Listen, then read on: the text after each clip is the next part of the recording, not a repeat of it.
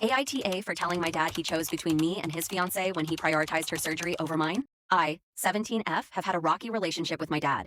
My parents married after I was born, hoping to provide a stable family for me, but they divorced when I was 11 after my dad went to rehab, and things only worsened from there. During rehab, he met his current fiancée, and they later had a kid, I'm 6F.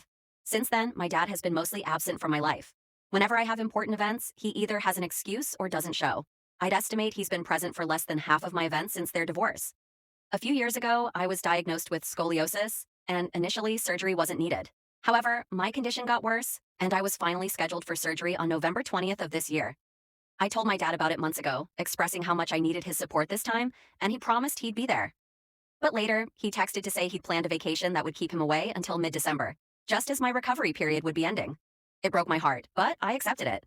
Then, 2 hurricanes hit his vacation spot, and he told me he'd make my surgery. I felt a glimmer of hope.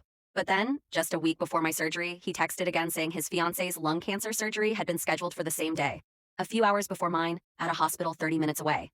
He said he might not make it to my surgery, but with him, might not usually means won't.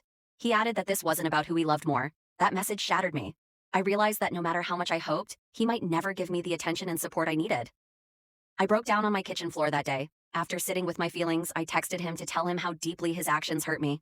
I said it wasn't only about love, but about showing care, and that he'd given me hope only to let me down again.